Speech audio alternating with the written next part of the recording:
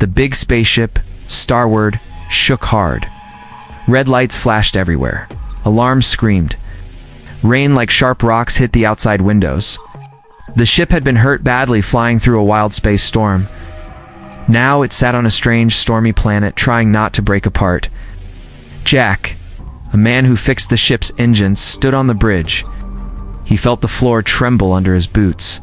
Captain Emma Ross looked worried. Her face was tight. "We need parts," she said, her voice loud over the noise. "Something outside broke our main engine shield. We can't fly without it." The planet outside looked scary. Dark purple clouds covered the sky. Lightning cracked, showing tall, sharp mountains and glowing blue crystal rocks. The wind howled like a hurt animal. "I'll go," Jack said. He was good at fixing things and not afraid of hard places. "I can find what we need. Maybe in those big crystal rocks over there." He pointed to some giant glowing shapes in the distance. Captain Ross didn't like it. "It's dangerous, Jack. That storm could rip you apart. And who knows what lives down there. We don't have a choice," Captain Jack answered. "If we stay here, the storm might finish breaking the ship." "Let me try," the captain sighed. "Okay, but be fast and careful. Take a tool bag and a scanner. If it gets worse, you come back." "No hero stuff."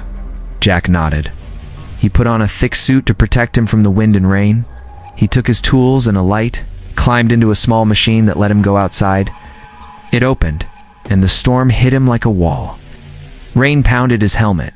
Wind tried to push him over. He started walking towards the big glowing crystals. It was slow going.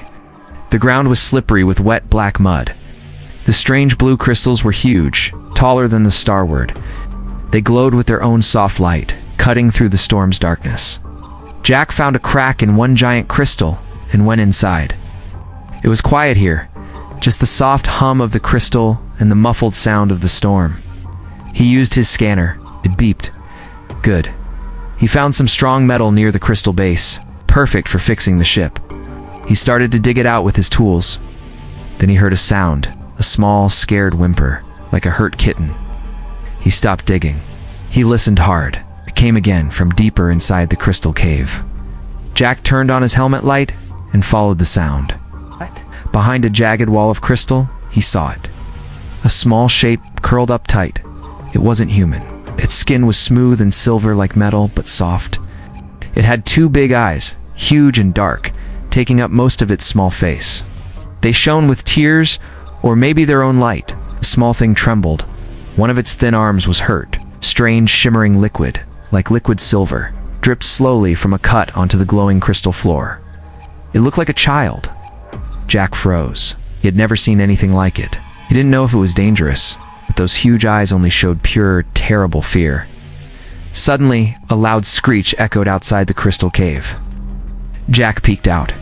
Through the rain, he saw a big, ugly creature land near the entrance. It looked like a giant bat made of sharp black rocks. It sniffed the air. It knew something was inside. It started to push its way into the crack Jack had used. The small silver child made that scared whimper again, pressing itself flatter against the crystal wall. Its big dark eyes locked onto Jack's. They didn't speak words, but the feeling was clear as day. "Help me, please. Don't let it get me." The rockbat creature squeezed further inside the cave entrance. Its claws scraped on the crystal. Jack looked at the scared child. He looked at the digging tool in his hand, thought about the captain's order. "Find parts. Come back." No hero stuff. Not looking at those terrified eyes, Jack knew he couldn't just leave it. He couldn't let the sharp-clawed thing find it. He stepped forward, putting himself between the child and the cave entrance. He raised his heavy digging tool like a weapon. His heart pounded hard in his chest. This was definitely hero stuff, and he was doing it. He had to protect the child. Jack stood between the small silver child and the cave entrance. The sharp-clawed creature pushed further in. Its black rock body scraped against the glowing blue crystal walls. It hissed, showing rows of needle-like teeth. Its eyes were small red points of light, fixed on Jack and the child behind him. Jack's hands were sweaty inside his gloves. He gripped the heavy metal digging tool tighter. It wasn't a real weapon, but it was all he had. The creature lunged forward, swiping a massive claw. Jack swung the tool hard. It hit the creature's rocky leg with a loud clang. The creature screeched in pain and surprise, pulling back. This was his only chance. Jack didn't wait. He turned and scooped up the small silver child. It was surprisingly light, like carrying a bundle of thin branches. It felt cool through his suit. The child trembled violently, making soft, panicked humming sounds. Ah! It wrapped its thin arms around his neck, clinging tightly. Its large dark eyes stared past Jack at the creature. Jack ran. He scrambled over the rough crystal floor, heading deeper into the cave.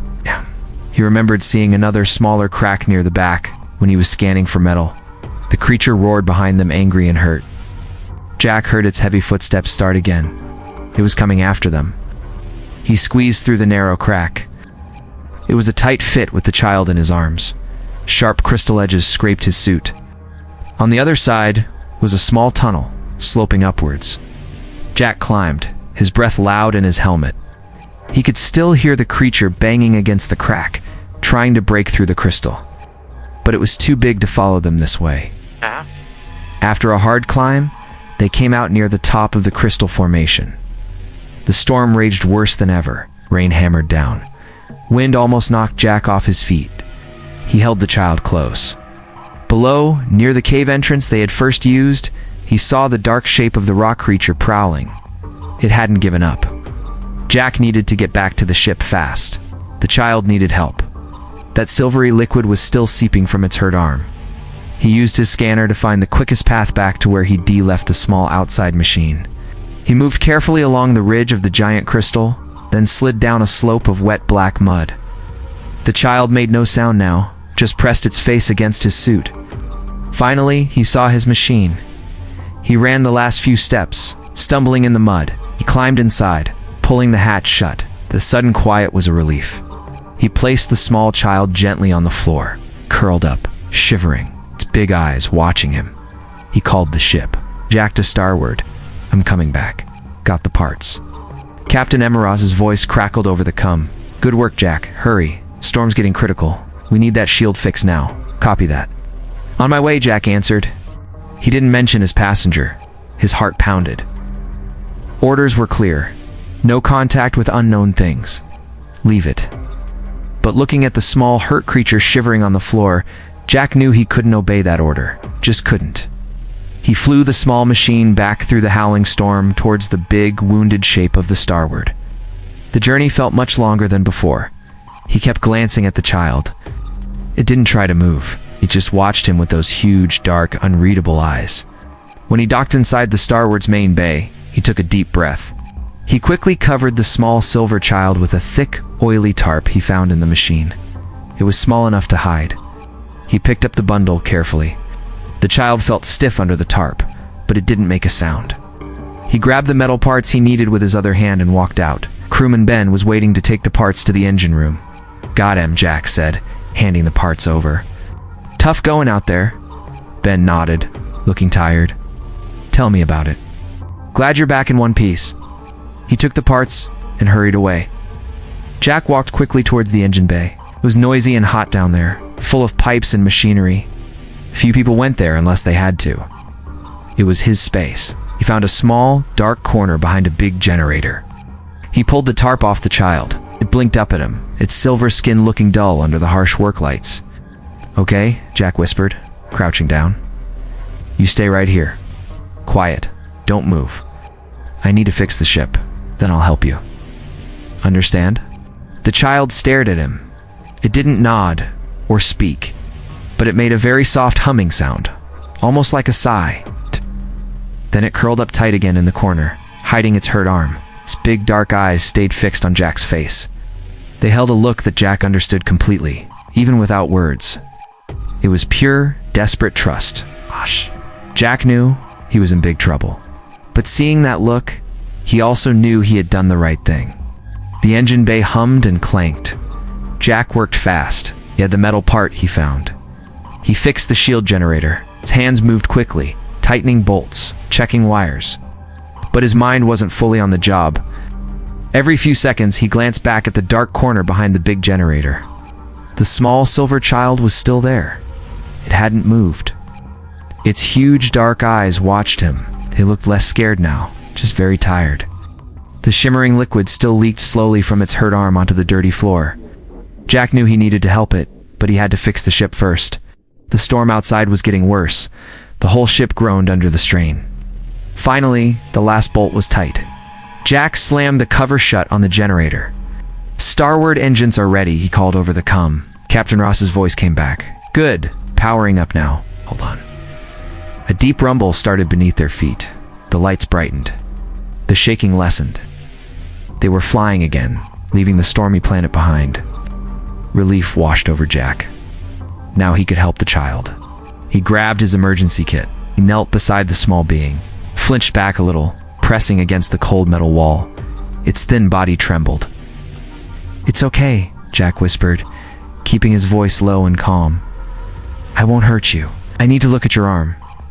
He slowly reached out. The child stared at his hand, made a soft humming sound, like a question. Jack didn't touch it yet. He just held his hand still, palm open. The child tilted its head, slowly. Very slowly. It uncurled a little. It stretched its hurt arm towards him, just a tiny bit. Jack nodded. "Yeah, that's it. Let me see." Carefully, he examined the cut.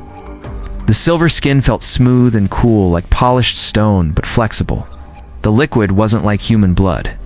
It was thicker, like oil, and shimmered with tiny lights.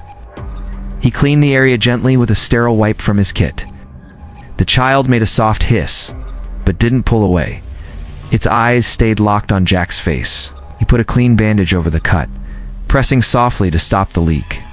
The child watched him the whole time. When he finished, it made a different sound.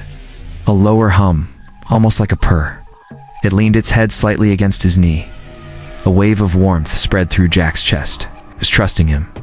He offered a small squeeze tube of water. The child sniffed it, then carefully took a tiny sip. It seemed confused by the water, but drank a little more. Jack found a protein bar, broke off a tiny piece. The child sniffed it, touched it with a thin finger, then pushed it away gently. It didn't seem interested in human food. Jack sat back against the generator, suddenly very tired. The child watched him for a moment. Then slowly it crawled closer. It curled up right beside his leg, resting its head against his thigh. It closed its huge dark eyes. The humming sound became softer, rhythmic, like a lullaby. It fell asleep. Jack sat very still. He looked down at the small silver head resting against him. He hadn't been this close to a child since. Pushed the painful memory away. A strange feeling filled him. He knew this was dangerous. He knew he was breaking rules. But seeing this small being sleep, safe for now, felt more important. Suddenly, the door to the engine bay hissed open. Pete, another mechanic, walked in. "Hey Jack, Captain wants a full report on the shield fix, ... Pete stopped. He frowned. "Why is it so cold in here, and what's that weird humming noise?" His heart jumped into his throat. He quickly shifted his leg, trying to block Pete's view of the corner. The sleeping child was hidden behind his body and the generator base. The soft humming stopped abruptly. The child had woken up. Jack felt its small body tense against his leg. Probably just the new regulator settling in," Jack said quickly, his voice a little too loud. "Gives off a vibration sometimes." "I'll check it." Pete looked around, puzzled. "Okay, we'll report to the bridge when you're done. Maybe check the temperature sensors too." He shook his head and left. Jack let out a shaky breath. He looked down. The child was looking up at him, its eyes wide with fear again. It pressed closer to his leg. Jack gently put a hand on its cool back. "It's all right," he murmured. "He's gone." But inside, he felt a knot of worry tighten. Hiding the child was going to be much harder than he thought. The humming, the cold spot, people would notice. He had to find a better place, fast. The steady hum of the engines was a relief. The strange power surges stopped as suddenly as they started. Noah scratched his head, staring at the no-normal readings. "Weird," he muttered. "Must have been a glitch fried by the storm. Sensors acting up again." He clapped Jack on the shoulder. "Good call on the coolant, even if it was wrong. Keep an eye on it." He left the engine bay, shaking his head. Jack leaned against a warm pipe, letting out a long breath. He looked towards the dark corner. Silver Child was still there, curled up. Its huge dark eyes watched him. Fear was less now, replaced by a quiet watchfulness. Jack walked over slowly and crouched down. He checked the bandage on its thin arm. The shimmering liquid had stopped seeping through the cloth. "Good," Jack whispered. "That's good." The child made a soft humming sound. It wasn't scared this time. It sounded almost curious. It reached out one small, cool silver hand and touched Jack's gloved finger lightly. A feeling washed over Jack. Not words, but a clear sense. Safe. Warm. He felt a lump in his throat. He nodded. "Yeah, safe for now. But you gotta stay hidden. Very hidden." He gently covered the child with a cleaner piece of cloth he found, making a small nest behind the generator. Hours passed. Jack worked on minor repairs, always keeping one eye on the corner. He brought water and a small piece of dry food ration. He wasn't sure if the child ate, but had watched him intently as he held out the food. It sniffed the air near the ration, then took a tiny piece. It nibbled it slowly, humming softly. Jack took that as a good sign. Suddenly, a sharp alarm blared through the ship. Red lights flashed everywhere, even in the engine bay. Jack's heart jumped into his throat. Captain Ross's voice came over the loudspeaker, tight with urgency. "All hands, battle stations. Unknown vessel approaching. Repeat. Unknown vessel approaching at high speed. Shields up." Jack scrambled to the nearest comm panel. "Bridge, this is Jack." "What's happening?" He looked at the child. It had frozen, its eyes wide and terrified again. It started trembling violently. Noah's voice crackled back, filled with disbelief. "You won't believe it, Jack. It just... ... appeared. Bigger than anything I've ever seen. Looks like ... like it's made of solid light.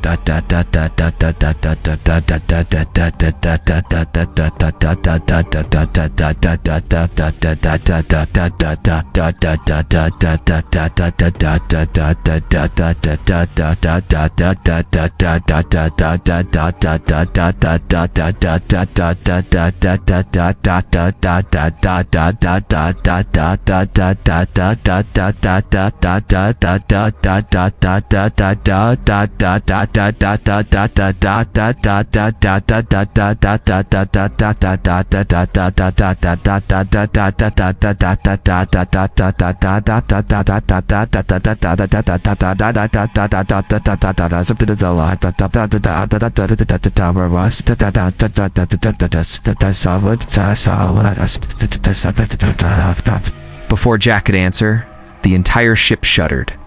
It wasn't like the storm. This was a deep, powerful vibration that shook the metal bones of the starward. The lights flickered, then died completely for a terrifying second before emergency lights kicked in, casting long, eerie shadows. The steady thrum of the engines choked and fell silent. The background noise of the ship, the fans, the pumps, the constant low hum stopped dead. An awful silence filled the engine bay, broken only by the frantic beeping of alarms and the child's sharp, frightened whimper from the corner. Jack stared in horror. They were dead in space, powerless. The big ship, their only home, was completely helpless. He ran to a small view screen linked to the bridge sensors. What he saw made his blood run cold. Outside, against the swirling purple clouds of the storm planet, hung a ship. It was huge, sleek, and unlike any human design. It looked like it was shaped from captured starlight and dark glass, impossibly smooth and glowing faintly from within. It hadn't fired weapons. It hadn't needed to. It had simply stopped them, like swatting a fly. Panic rose on the bridge channel. Voices overlapped, shouting reports. No power. Engines offline. Shields down. Weapons dead. Captain Ross's voice cut through the noise, sharp as steel. "Hail them. Open all channels. Find out what they want." Silence stretched. Then, a brilliant light filled the bridge view screen, visible even on Jack's small monitor in the engine bay. It wasn't fire. It was pure, intense light, forming into a shape. A figure. It was a woman, but like no woman Jack had ever seen. She was tall, taller than any man. Her skin glowed like warm molten gold. She wore no spacesuit, just flowing robes that seemed woven from light itself. Her face was stern, beautiful, and ancient. Eyes, large, dark, and luminous, were exactly like the child's eyes hiding behind the generator. They scanned the bridge crew with a gaze that felt heavy and cold. The silence on the bridge was absolute. Everyone stared. The glowing woman spoke. Her voice wasn't loud, but it resonated through the ship, vibrating in Jack's chest, even down in the engine bay. It sounded like distant thunder and clear bells mixed together. It held immense power. "Humans," she said, each word precise and chilling.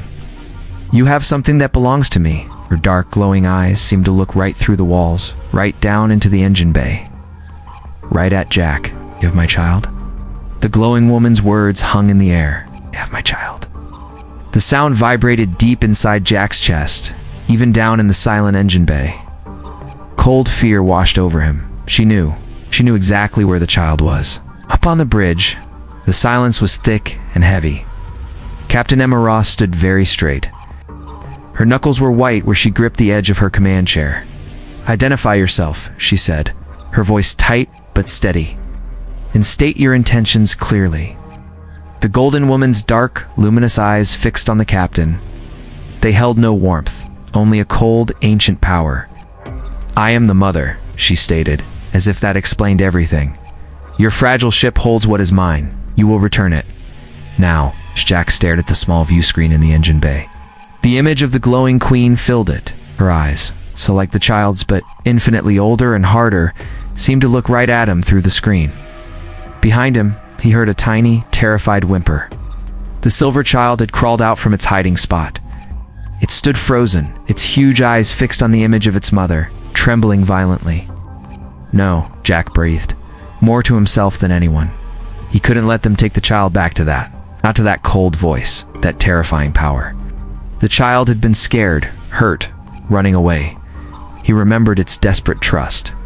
On the bridge, the captain took a step forward. "We have encountered no other life forms on this planet," she lied smoothly. "Perhaps your sensors are mistaken.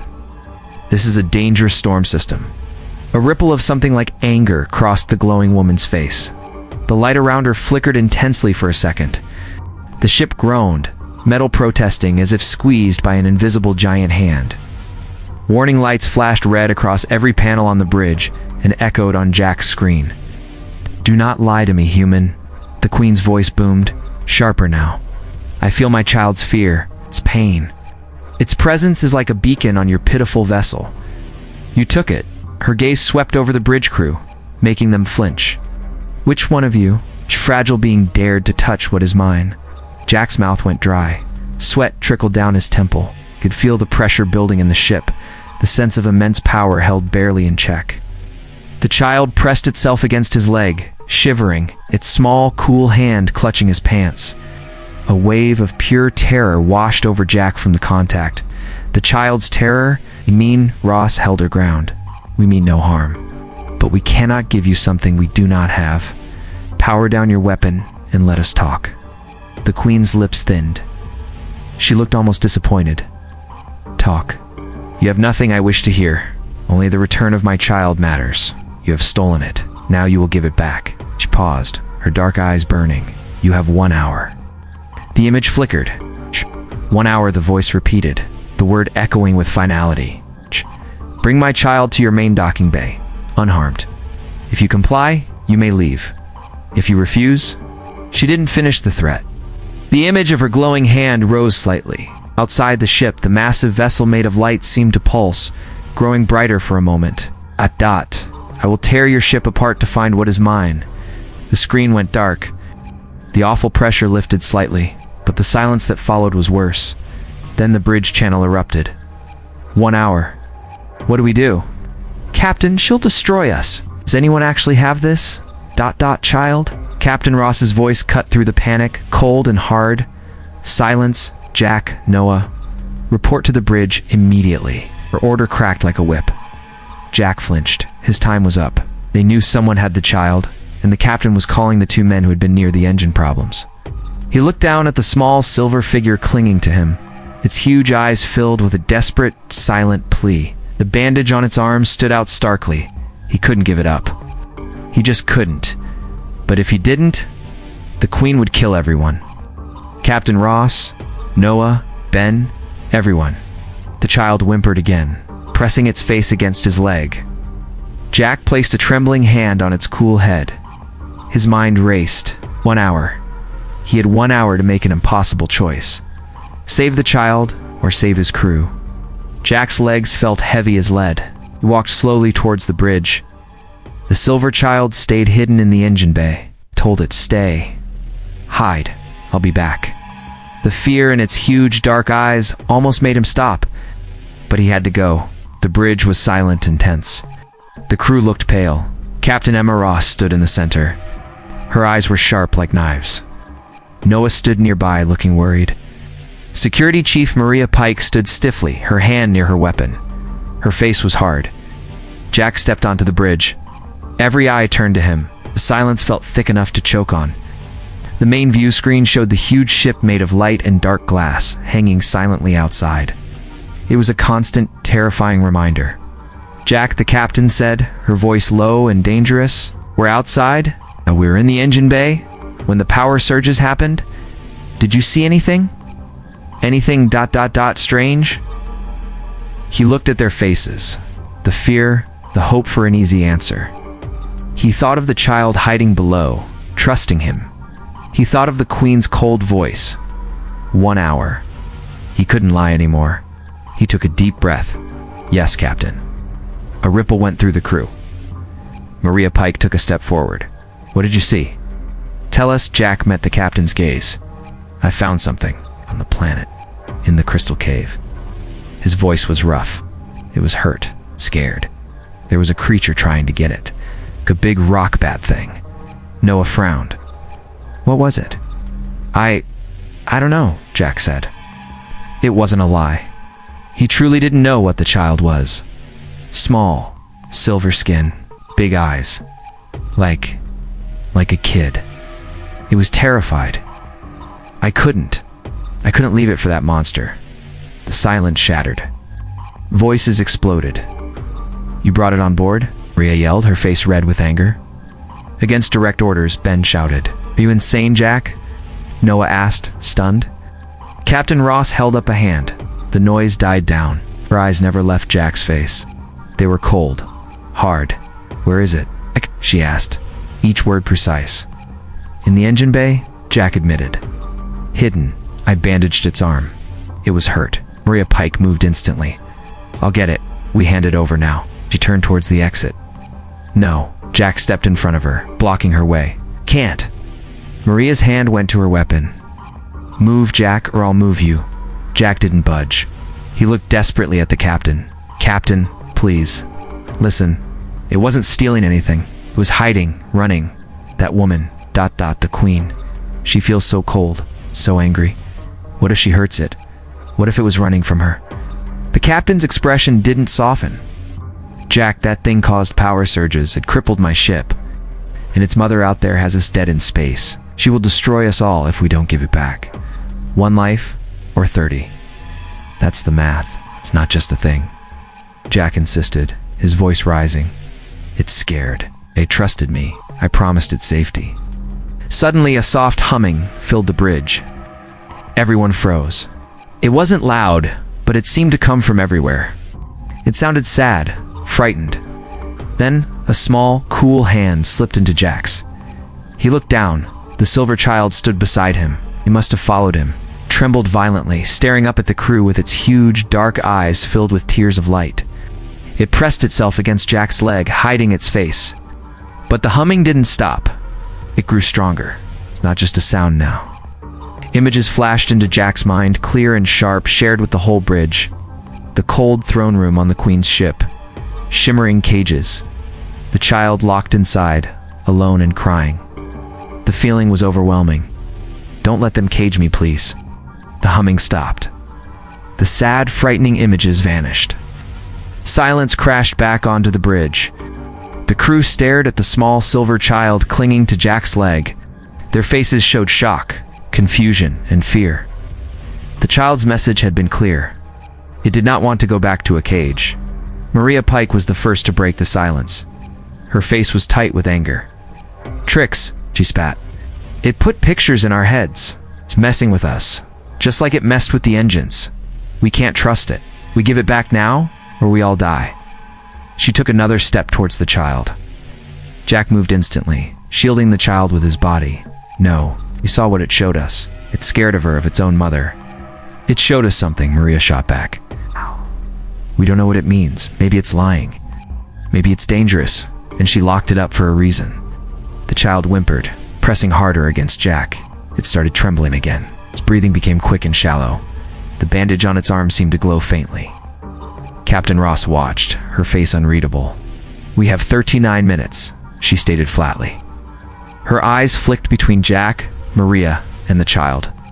Noah Carter hadn't spoken yet, stared at the small figure behind Jack. His usual frown was gone, replaced by a deep, troubled look.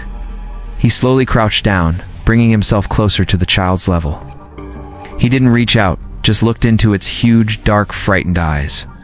"My daughter Lily," Noah said quietly, his voice rough. "She's 5. Last year, she got lost in the big market on Mars Station. Just for 10 minutes. He swallowed. The look on her face when we found her, ... the pure terror. He paused, his gaze fixed on the child. "That's the same look I saw in those pictures it showed us. When it was alone. In that cage. That's not a trick. That's real fear." The child blinked at Noah.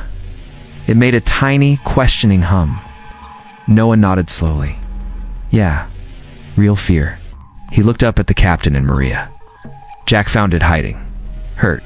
It's just a kid. A scared kid." Maria shook her head fiercely. "It's not human. Look at it. It stopped our whole ship. Its mother will kill us."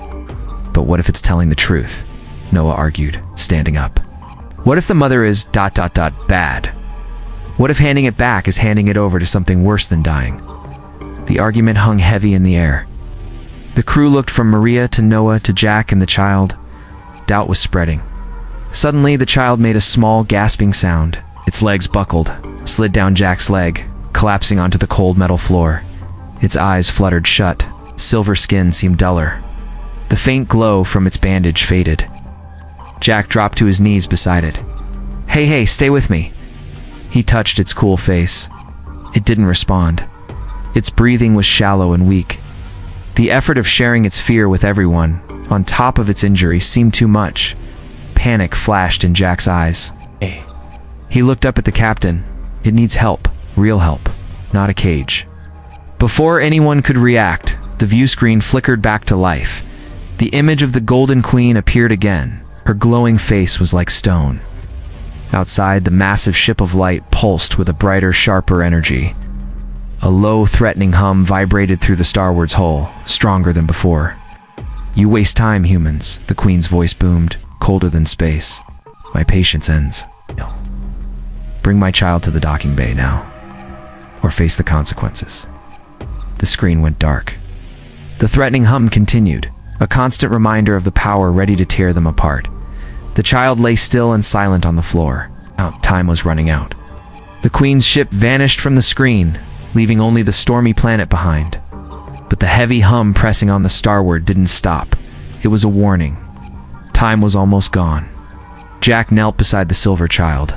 It lay still on the cold floor. Its eyes were closed. Its chest moved very little. The faint light under its skin seemed dim. Panic squeezed Jack's chest. "It needs help," he said again, his voice rough. Captain Emma Ross looked from the child to the view screen, then back. Her face was hard, but her eyes showed the struggle. 30 lives against one. But the child wasn't just a thing. It was hurt, scared. It showed them its fear. "Maria," the captain said, her voice sharp. "Stand down. Holster your weapon." Maria glared, her hand still near her gun. "Captain." "Now, Chief Pike?" The order cracked like ice. Maria slowly lowered her hand, her face tight with anger. "Ben," the captain continued. "Get Lisa medical now. Tell her it's urgent. Unknown life form critical." Ben nodded fast and ran off the bridge. The captain looked at Jack. "Pick it up, carefully. Bring it to the medical bay. Noah, go with them. Help Jack." Her gaze swept over the silent crew. "The rest of you, Work on comms. Try to open a channel to that ship. Tell them, tell them, we need more time. The child is sick. Hope flickered in Jack. He scooped up the small, light body. It felt cooler than before. Hang on, he whispered. Help is coming. He carried it off the bridge, Noah right beside him. Maria watched them go, her eyes cold. The walk to the medical bay felt long. The heavy hum from the Queen's ship vibrated through the walls. Jack held the child close, trying to shield it. Noah kept glancing at its still face. Come on, little one, he murmured. Lisa, the ship's medical officer, was waiting. She was a calm woman, but her eyes widened when she saw the silver child. Put it here, she said, pointing to a clean bed. Jack laid the child down gently. Lisa grabbed her scanner, a small device with a blue light. She moved it over the child's body. The scanner beeped rapidly. Lisa frowned at the screen. Vital signs are very weak, she said. Energy levels, almost nothing. Like it's drained. She looked at the bandage on its arm. Jack, what happened? Cut on its arm, Jack explained quickly. I cleaned it and wrapped it. It was leaking, like silver liquid. Lisa carefully peeled back the bandage. The cut underneath looked angry. The edges of the silver skin were dark. The shimmering liquid had stopped, but the area looked bad. Infection, Lisa wondered aloud. She touched the skin lightly near the cut. The child didn't react. No fever, but this wound. It's not healing. It might be poisoning it. She looked at her scanner readings again, puzzled. Its whole system is shutting down. It's used too much energy. Showing us those pictures. That took everything it had left. Lisa grabbed a small injector. I'm going to try a general stabilizer. For cell repair, it might help. She pressed the device against the child's thin arm. Soft hiss sounded. They all watched the child's face. Nothing changed. Its breathing stayed shallow. The comm panel on the wall crackled. Ben's voice came through. Tense, Captain. Can't get through. Their ship isn't responding to hails. The hum is getting louder. The captain's voice answered, tight with control. Understood. Keep trying. Lisa, report. Lisa looked at the unmoving child, then at the scanner. No change, Captain. It's critical. I don't know if it will wake up. She looked helplessly at Jack and Noah. The heavy hum from outside grew deeper, stronger. The lights in the medical bay flickered. The metal walls groaned softly. Felt like the Queen's ship was squeezing them, reminding them. Time was up. Jack stared at the small, silent figure on the bed. He thought of the rock creature, thought of the child's terrified eyes in the cave. He thought of its trust. His hand stayed on its cool head. We can't give up, he said, his voice low. But the sound of the Queen's power filled the room, louder than his words. The choice was coming, and the child might not even know it happened. The deep hum from the Queen's ship grew louder. It filled the medical bay, shaking the tools on the walls. The lights flickered again. Lisa stared at her scanner, her face pale. It's fading, she whispered. I don't know what else to do. Jack stood frozen beside the bed. The small silver child lay so still. Its faint inner light was almost gone. He remembered its warm hum, its trusting eyes. Now it felt cold, distant. He couldn't let it die. He couldn't let the Queen take it back to a cage. The whole ship was in danger. Noah put a hand on Jack's shoulder. Gotta do something, Jack. His voice was rough with worry. The comm crackled. Captain Ross's voice cut through the heavy hum. Jack, Lisa, report. Now, the order was sharp, urgent. Lisa grabbed the comm. Captain, the child. It's critical. Vital signs are crashing. It might not survive being moved. Stabilizer had no effect. Tense silence followed. Only the deep, threatening hum filled it. Then the captain spoke again, her voice tight. Understood. We have minutes left. That hum, it's building. It's preparing to fire. We can't wait. She paused. The sound of the crew breathing hard came through the speaker. Prepare the child for transport. We have to hand it over. Jack felt like the floor dropped away. No, he yelled into the comm. Captain, please. It'll die, or worse. What choice do we have, Jack? The captain's voice was harsh, desperate. You heard her. She will tear this ship apart. Everyone dies if we don't try. Jack looked down at the small, silent figure. He saw its hurt arm. He saw the fear in the images it shared. He thought of his own little girl, years ago. He hadn't been able to save her, couldn't fail again, not like this. The hum suddenly changed, became a high-pitched whine, vibrating painfully in their bones. The lights died completely. Only the dim emergency strips cast long, eerie shadows. Alarms blared from the bridge over the power spike. Incoming energy, Ben's voice screamed. "Jack," Captain Ross shouted. "The docking bay now. It's our only chance." Jack made his decision. He didn't think. He just moved. He scooped up the child. It felt lighter than air, fragile as glass. "Cover me," he said to Noah and Lisa. He ran out of the medical bay into the dim, shaking corridor. The ship groaned like a wounded animal. Metal screeched. Conduits sparked overhead. Jack ran towards the main docking bay. It was the closest point to the Queen's ship. Noah and Lisa followed close behind. They burst into the large bay. It was dark and cold. The huge outer doors were shut.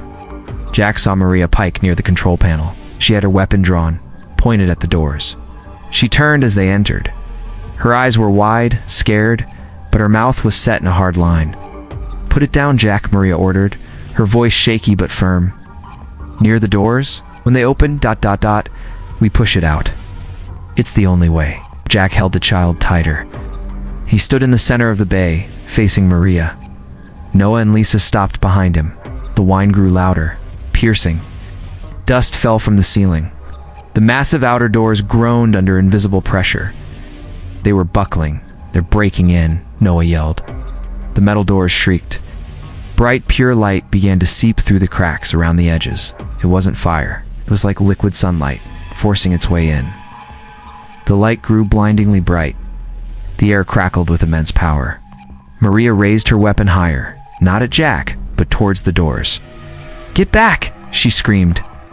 With a final, deafening crash, the huge docking bay doors tore apart. They ripped inward like paper. Shards of metal flew.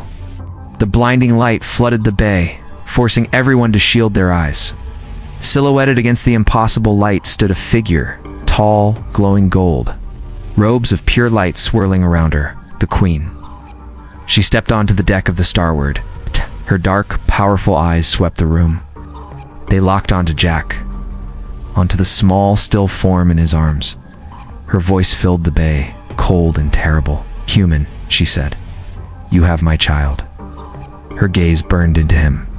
"Give it to me, or die with it." If you like my story comment to apprecate. The Golden Queen stood inside the ruined docking bay. Bright light poured from her, pushing back the shadows. Her power filled the space. It felt heavy, hot. Jack's eyes hurt. He held the small silver child tight against his chest. It felt cold and still. The Queen took another step forward. Her robes of light flowed around her. Her dark eyes burned into Jack. "Give it to me," she commanded. Her cold voice made the air shake. Now Jack's legs trembled. Fear squeezed his heart. He saw Maria, Noah, and Lisa behind him, frozen. He saw the torn metal of the doors. This being could crush them all like bugs. It'd be easy, safe. Just hand over the child. But he looked down. He saw the small silver face. He remembered its terrified eyes in the cave. He felt its tiny hand clutching his finger. He remembered the cage, the cold throne room, the deep fear it showed everyone. It trusted him. He looked back at the Queen. Her face was stone. Terrible, terrible. She only saw property, not a child. Not something scared and hurt, no, Jack said. His voice was rough, quiet, but it cut through the heavy silence. The Queen stopped. The light around her pulsed brighter, hotter. "What did you say, human?" Her voice was dangerous, quiet.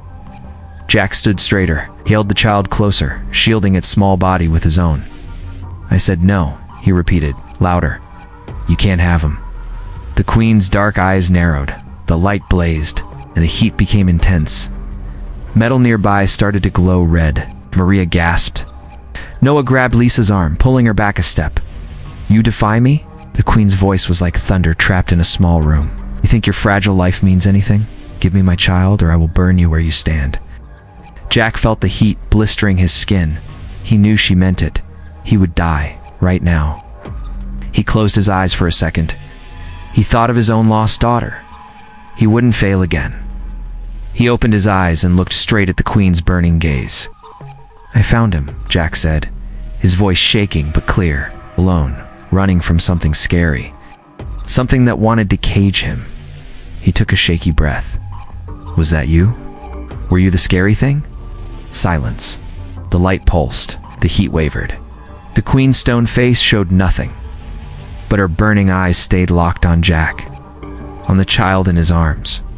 "He's dying," Jack said, his voice breaking, "because he showed us his fear. Because he used everything he had to tell us why he ran." Jack stepped forward, one small step towards the blinding light. "He trusted me. I promised him safety. So no, you can't have him not like this. Not to put him back in a cage." He stood before the Queen, small, human, holding the still child, waiting for the fire. The Queen's glowing hand rested lightly on the child's cool forehead. Her fierce anger was gone. It's only shock and fear remained. "Why?" she whispered again, her voice thin and lost. "It should not be like this." Jack didn't hesitate. "It was hurt when I found it," he said quickly. "Bad cut. I wrapped it. But it got worse. It showed us its fear, showed us pictures, used all its strength. Then it collapsed." He looked down at the small, still form. "It needs help. Real help, not a cage." The Queen flinched at the word cage. Her dark eyes flashed with pain. "It is not a cage," she murmured, almost to herself. "It is safety. For its own protection. ... and ours."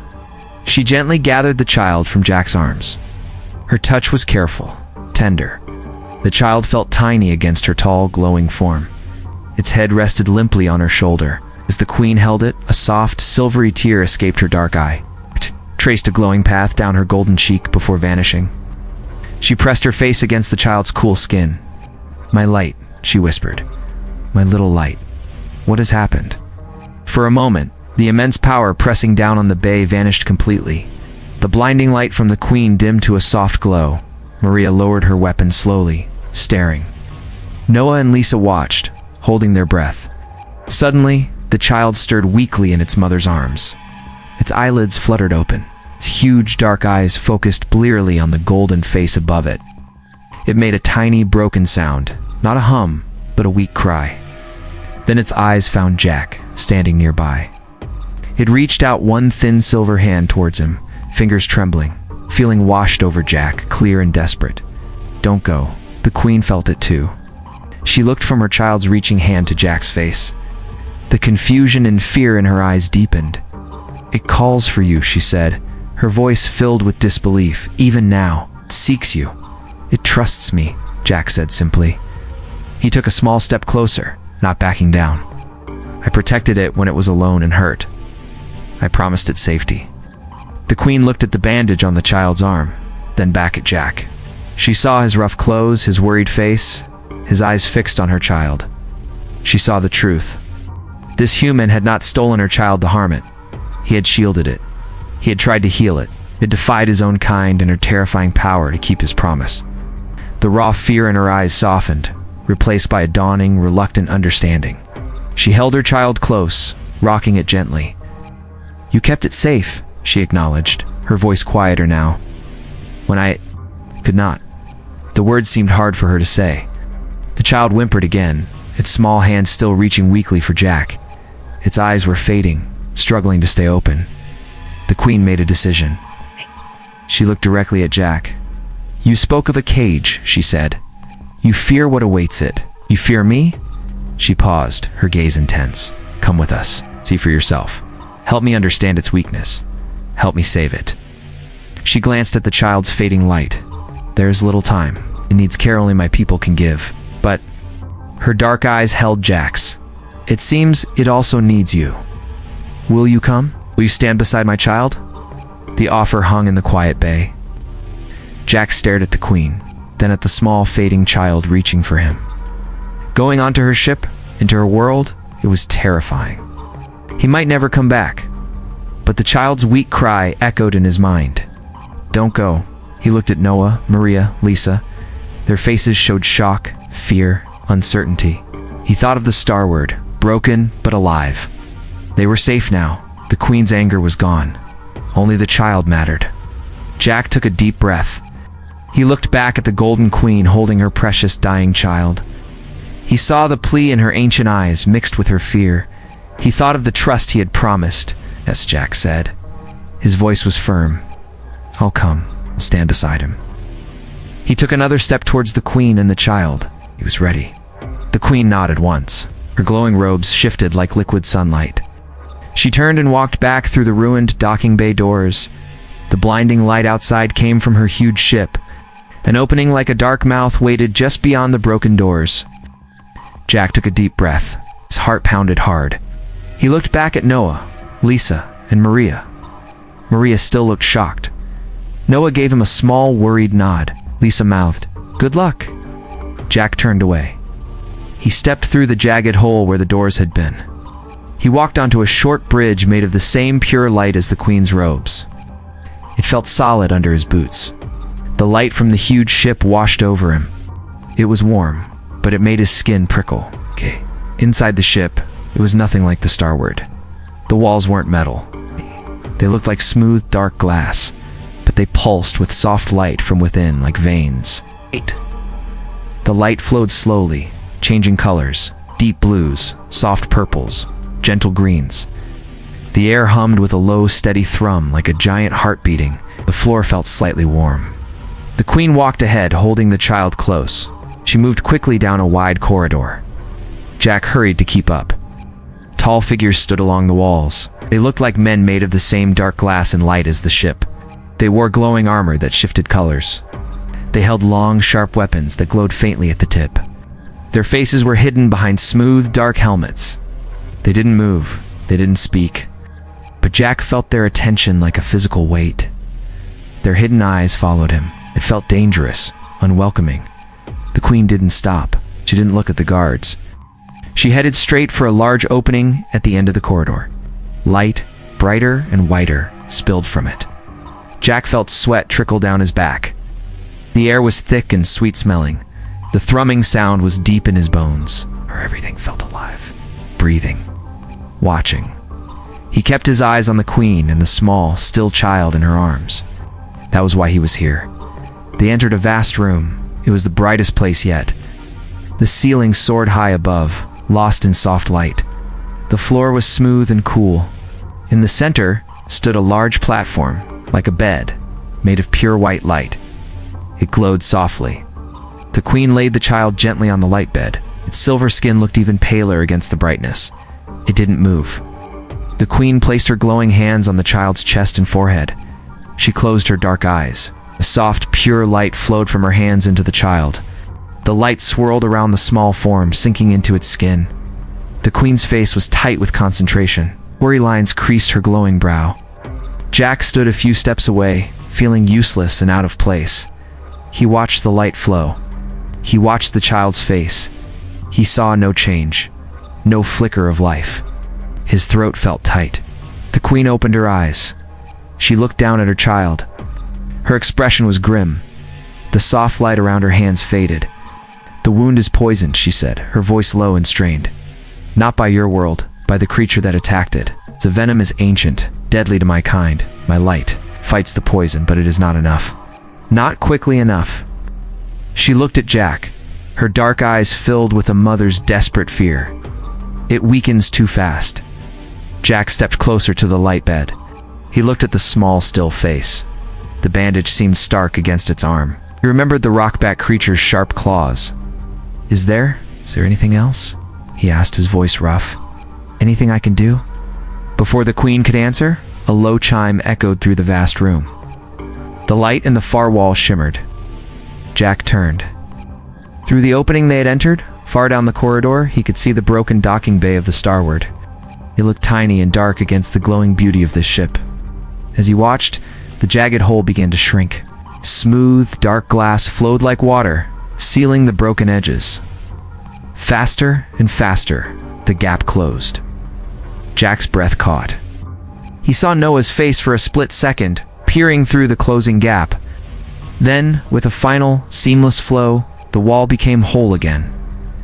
The Starward was gone. cut off, sealed away. He was trapped. Alone on a ship of light and glass, with a dying child and its powerful, desperate mother. The only sounds were the deep thrum of the ship and the Queen's quiet, worried breathing beside the still form of her child. The walls pulsed softly, watching. Part 13. Jack stared at the smooth wall where the starward had been. Gone. Sealed off. A cold knot tightened in his stomach. He was alone, trapped on this ship of light and strange hums, with a dying child and its powerful mother. The Queen didn't seem to notice the sealed wall. Her whole attention was fixed on her child lying still on the light bed. Her golden face was tight with worry. "The poison is strong," she whispered, her voice rough with fear. "Ancient. Oh. It attacks the light inside us.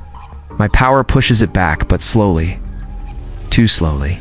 She gently touched the child's cool forehead. Its inner light. It fades.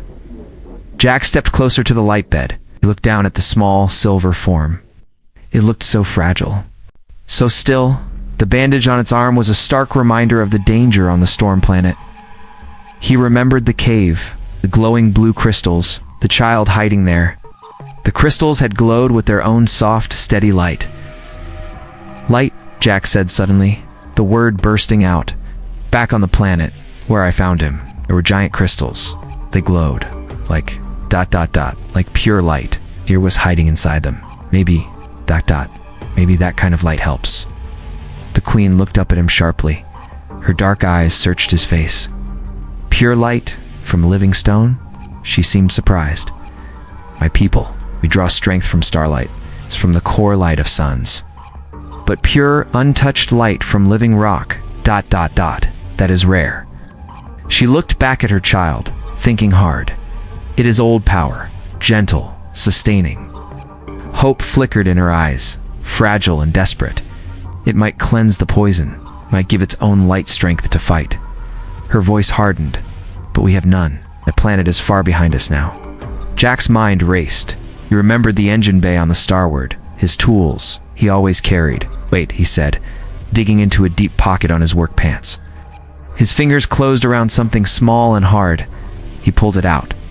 It was a piece of the glowing blue crystal from the storm planet, rough, about the size of his thumb. He picked it up without thinking when he found the metal for the ship.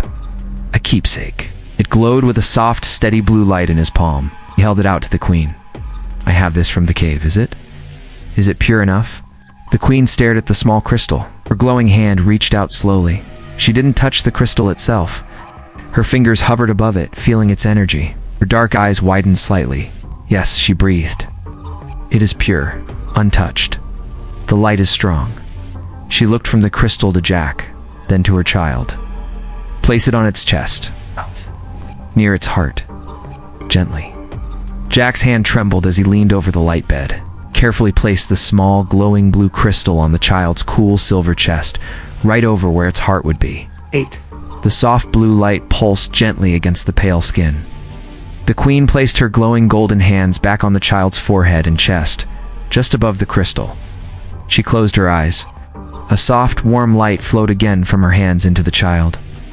This time, the light seemed to reach for the blue glow of the crystal.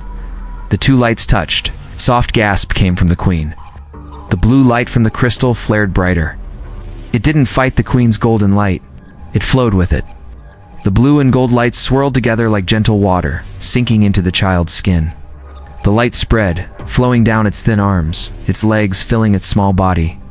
Jack watched, holding his breath. He saw it.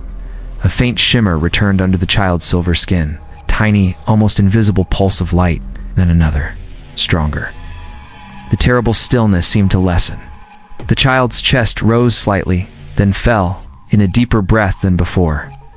The Queen opened her eyes. They were wide with wonder and relief. "It works," she whispered, her voice thick with emotion. "The pure light. It cleanses. It strengthens." She kept her hands in place, the lights flowing steadily. The blue crystal glowed warmly on the child's chest. Color seemed to return to the child's skin. Not silver, but a warmer, softer glow. Its breathing became more regular, less shallow. Its eyelids fluttered weakly. A small sound escaped its lips. Not a cry, not a hum, a soft sigh. a sigh of relief. Jack felt a wave of exhaustion and fierce hope wash over him. It was working. The child was coming back. He sank to his knees beside the light bed, watching the gentle dance of gold and blue light flowing into the small body. He hadn't failed. Not this time. The Queen looked at Jack. Her face, usually stern and powerful, was softened by gratitude and something else. Deep, profound relief. "You saved its light," she said quietly. "You saved my child." Her dark eyes held his. "Thank you, Jack." The blue light from the crystal and the golden light from the Queen flowed together. They filled the small child lying on the bright bed. The light moved under its silver skin like gentle water. The terrible stillness was gone. Its chest rose and fell in slow, deep breaths. Color warmed its skin, turning the silver into a soft, pearly glow. Jack knelt beside the bed. He watched, hardly breathing. He saw the child's eyelids flutter. Then, slowly, they opened. Its huge dark eyes looked around, confused at first. They found the Queen's face leaning close. The child blinked. A tiny hum vibrated in its chest, weak but clear. It sounded like relief. The Queen let out a soft breath. A tear of pure light escaped her dark eye, tracing a glowing path down her golden cheek. She didn't wipe it away. She smiled down at her child, a real smile that softened her whole face. "My little light," she whispered, her voice thick. "You came back?" The child's eyes drifted past the Queen. They found Jack, kneeling nearby, its gaze locked onto his face. Recognition lit its dark eyes. It made another soft hum, stronger this time. Then, slowly, weakly, it lifted its thin silver hand. Not towards its mother, towards Jack. Jack's heart squeezed tight. He leaned forward. He gently took the small, cool hand in his rough one. The child's fingers curled weakly around his thumb. A feeling washed over Jack, warm and clear. Safe. "You stayed." "I stayed," Jack whispered back, his voice rough. "Just like I promised." The Queen watched the exchange. She saw the way her child reached for Jack. She saw the trust in its eyes when it looked at him. She saw Jack's gentle hold on its small hand. Her expression changed. The fierce Queen was gone. In her place was a mother seeing something she didn't understand, something important. She looked at the small blue crystal still glowing softly on her child's chest. She looked at Jack's worn clothes, his worried face. She remembered his defiance on the starward, his desperate plea for the child's life, his willingness to step onto her terrifying ship. "You spoke of a cage," she said quietly. Her voice was different now, not cold thunder, just a woman's voice, tired and thoughtful. She gently touched the bandage still on her child's arm. "It was not meant as punishment, Jack. It was fear. My fear." She looked down at her child's peaceful face. "My people, Dot. We are strong. Our light is powerful. But it can be dangerous, especially when young and uncontrolled. When my child was born, its light was ... wild, unpredictable. It frightened others. I thought the protected chamber was safety. For it, for everyone." She paused, her dark eyes meeting Jack's. "But I see now. I see what it truly feared. Not the world, not the power. Loneliness." Her gaze moved back to the small hand holding Jack's thumb. It was alone. Trapped by my fear. You found it alone. You offered it ... kindness. Protection. Without chains? She took a slow breath. "You kept your promise." The child sighed softly, a sound of pure contentment. Its eyes drifted closed again. But this time it was peaceful sleep, not weakness. Its small hand stayed curled around Jack's finger. The blue crystal pulsed gently on its chest, mixing its pure light with the Queen's fading golden glow. The Queen watched them. Her child slept peacefully, holding on to the human who had protected it. Jack stayed kneeling, keeping his promise. The vast room was quiet, except for the deep, steady hum of the ship. The tall guards along the walls stood motionless, but their rigid postures seemed less sharp, less threatening. The Queen finally spoke again, her voice low and filled with a new kind of strength. You said you would stand beside my child, Jack." She looked at him, her ancient eyes holding his gaze. Alex. "The offer remains, but the choice is yours. Stay. Be its guardian, its protector. Help me learn how to keep it safe, without a cage. She glanced at her sleeping child. It needs you. End. ... Perhaps I need your help too. Jack looked down at the small silver hand trusting his. He looked at the sleeping child, finally safe and healing. He thought of the starward, flying free. His place there was gone. His place was here now, with the child. Keeping his promise, he looked back at the Queen and nodded. I'll stay, he said. His voice was quiet but firm. Stand beside him. He tightened his grip gently on the small hand. Would keep his promise. He would protect the child. Always. Weeks passed on the ship of light. Jack learned its rhythms. The warm hum of the walls. The soft pulse of the flowing colors. The tall guards still stood like statues, but they didn't threaten him. He was the child's guardian. That mattered. The child healed fast. Its silver skin glowed warmly again. The cut on its arm vanished, leaving only smooth skin. It followed Jack everywhere. Its huge dark eyes watched him with pure trust. It hummed soft tunes, happy ones now. Sometimes feelings still washed over Jack. Safe, warm, friend. Jack learned to understand its simple hums and gestures. He learned what foods it liked, shimmering fruit, not dry rations. He learned how to calm it when strange lights flickered too fast. He was learning its world, just as it had learned to trust him. The Queen watched them. She saw Jack's patience. She saw the child's happiness. She saw the bond between them. It was quiet, strong. One day she came to the garden room, a place filled with glowing plants of light. Jack sat with the child, showing it how a tiny light bug crawled on his finger. The child watched, fascinated. The Queen stood nearby. You kept your promise, Jack, she said quietly. Her voice was different now, softer, less like thunder. Stand beside him, you guard his light. Jack looked up. He needed someone, he said simply. Someone who wasn't afraid. The Queen nodded slowly.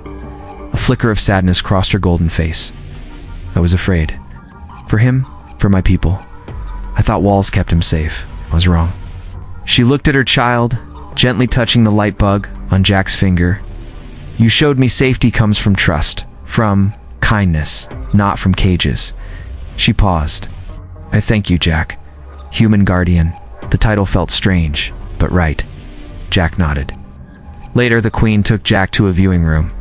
The walls were clear, showing the stars. Among the stars, a small, familiar shape moved. The starward flew smoothly, lights shining bright. Your ship, the Queen said. It is safe, repaired. Its path is clear. She touched a panel, small point of light detached from her huge ship, and sped silently towards the starward. A gift. Knowledge of safe paths. A token of ... Thanks. An apology. Jack watched the tiny light reach the starward and vanish. He felt a pang for his old life, his friends. But looking back at the child playing with shimmering leaves in the garden, he knew this was his place now. He had made a promise. The Queen touched his shoulder lightly. Her hand was warm. The war my people face ... It still comes. Danger's real. My child's light will be needed. It is his destiny. She looked at Jack, her dark eyes serious but calm. But he will not face it alone. Not caged, not afraid. He has you. His guardian. Jack looked at the child, looked up and smiled, a small, bright expression. It held out a glowing leaf towards him. Asterisk for you. Jack took the leaf. It felt warm and alive in his hand. He looked at the Queen, then at the stars where the starward flew free. He looked back at the child. His promise wasn't just about protection now, it was about guiding its light, helping it grow strong and kind, helping it face its destiny without fear. He knelt beside the child. Okay, he said softly. Show me your leaf. The child hummed happily, pointing at the shimmering patterns. He was home. He was the human guardian. The war was coming. But here in the ship of light, with a child who trusted him, and a queen who had learned to listen, Jack was ready. He would keep his promise. Always. They would face the future together.